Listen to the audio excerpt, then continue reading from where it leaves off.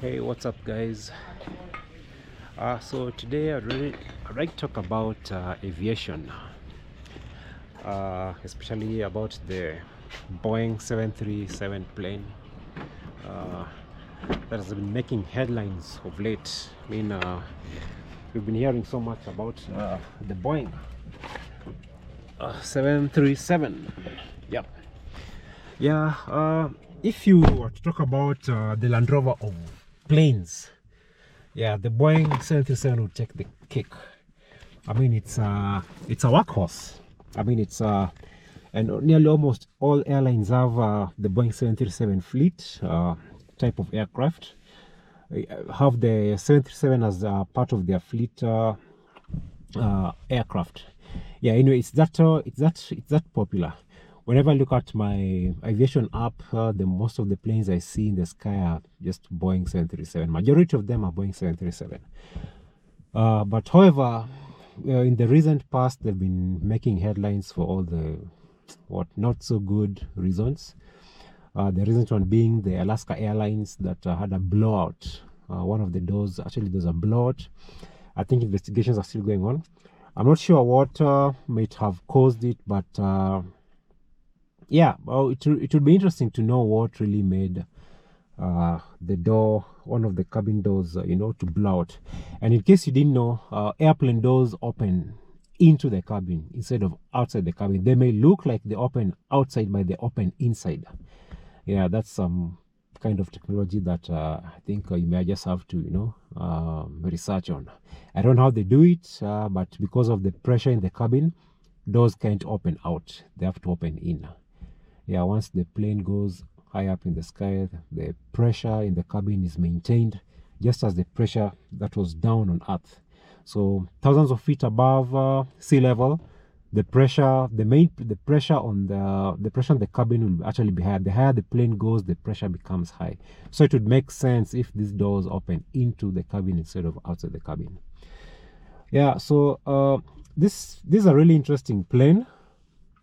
I don't know why. I don't know. It's really loved by most airlines, and Boeing themselves, I think they've really loved this plane. They don't want to let it go. Yeah, I've been hearing of comments like, Boeing should be scrapped and all that. I don't know. Yeah, just what people feel. Yeah, because of the recent spate of events that have been going through, the Boeing itself. Yeah, so it's an interesting plane, seeing that it's really loved. Yeah, and the reason why Boeing doesn't, want to let go of this plane is it's really loved, and it's a workhorse, and it's a narrow body aircraft, perfect for long haul and short haul. Yeah, this would be the perfect plane. If I'd compare this to Airbus, yeah, Airbus has A321. I think A321, A320. That's the equivalent of the 737 of Boeing. Yeah. So, but right now I'm just talking about the Boeing. Yeah. Over the years, I think this plane has been re-engineered so much. Yeah. Boeing has realized that it's loved so much, they decided to re-engineer it. You'd ask, why can't they just produce another plane? Well, that wouldn't be easy. I think due to the production costs, it's just easier for them to re-engineer the plane. If I look at the variants of the Boeing 737, I think we have Boeing 737-800. We have the Boeing 737, which is really common, the 800. I think Kenya Airways has, most of Kenya Airways fleet is the Boeing 737-800. And then we have the Boeing 737NG, which is the new generation. And then came in the MAX 8. Of course, we all know what happened to the MAX 8, the two crashes that it had in 5 months. That was in 2018 to 2019. In the space of 5 months, when we sadly had these two fatal accidents. Yeah, there's also the Boeing 737 MAX 9. Of course, that is what happened to the Alaska Airlines. It was a Boeing 737 MAX 9 that had a blowout on one of the doors, cabin doors. And then we have the Boeing 737 MAX 10. I don't think it's that common. Yeah, so you'd ask, why can't they just let go of this plane? Boeing decided to re-engineer this plane. if you look at the 737 MAX 8, you'll notice that, if you look at the end, is Boeing 737-800 and Boeing 737NG, the new generation, you'll notice that the engines of the planes are a little bit flattened at the bottom. And you'd ask why. It's because the engines are placed, actually the plane really hangs low. It has really short landing gears. So in order to prevent FOD, that is the foreign objects and debris, when the plane is taking off and landing, especially when it's landing and the thrust, the plane, actually the engines ingest air, that would prevent the FOD. So the engines can't really hang that low. So what they did was, instead of, elevating the engines high up, they kind of just flattened the bottom. Yeah, this is because of the nature of the plane. It's a really short plane. It has really short landing gear. Yeah, so that's the reason why you'd notice, actually it's the only plane with with engines that are kind of flat at the bottom.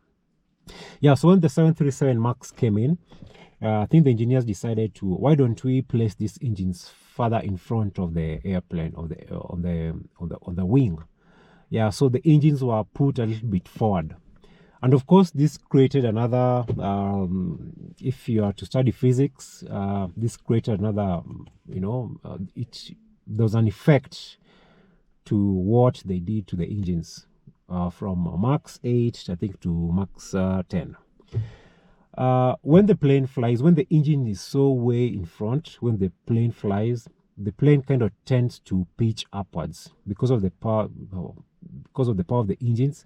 They kind of tend to make the airframe, kind of pitch upwards. So that's when they introduced the MCAS. The MCAS, we've been hearing so much about the MCAS in 2019. I think most people know what the MCAS is, the Maneuvering Characteristic Augmentation System. This is basically a flight system that was introduced in Boeing 787 to make the plane pitch downwards. Because the engines were placed so much in front of the wings, the plane kind of tended to pitch upwards. So when MCAS was introduced, MCAS now kind of tries to, level the plane. How does it do? It kind of gets signals from the AOA, which is the angle of attack system. These are veins associated on the sides, on the nose of the plane. They kind of measure the pitch level of the plane. So MCAS gets the signals from the AOA, and when it feels that the plane is, pitching way too up, it kind of brings it to a level, makes it, so that it flies in a level manner. But from the stories we heard, it's like most pilots weren't trained on how to, use the MCAS. And probably this system, I think it was such a powerful system, it kind of overrode the pilot's input. But then again, I tend to understand that there's a manual way of how to just disabling the system. Yeah, so that's the reason why we had the two fatal crashes of Ethiopia Airlines and Lion Air back in 2018, and 2019. Yeah, but I think they've improved. Yeah, so now after those two incidences, Boeing was banned for between the year 2019 all the way to December 2020. Yeah, it's almost a year and a few months. Yeah, so during that period, I think they were trying to improve on how the MCAS works. Yeah, so basically, when that happened, yeah, things, settled, the dust settled a bit. And then now we have this recent thing that happened with the Alaska Airlines. Yeah, when the door blew out, man. I'd really be interested to know how this happened. I mean, plane doors don't just blow out. Yeah, so investigations are still going on. Yeah, and I think in the coming weeks we'll learn what really took place in the Alaska Airlines. Yeah. The good thing is that we didn't have any fatalities. So I mean, yeah. So that's kind of a solace. Yeah, but still, it kind of dents the reputation of Boeing. Yeah, over the internet, we've been seeing people saying, why don't we just, scrap this plane? I mean, they really make good planes. Boeing really does make good planes. Yeah, and yeah, so we're waiting to see what happens next. Yeah, it will really be interesting, yeah, to find out what caused the blowout of the door. Yeah, so we can't really comment much on it right now until the investigations are over. Yeah, so I just wanted to share with you on the history of the 737 Boeing. Yeah, most of you are quite familiar with this plane.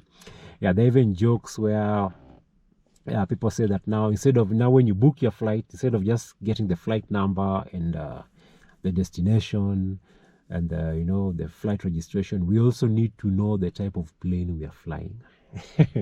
Well, that sounded funny. Yeah, I think it's a good thing because now people tend to, you get to know the variant of plane you're flying, which is a good thing. Yeah, so let's wait. I'll probably fill you in on the details once the investigations are done with. Ciao, bye bye.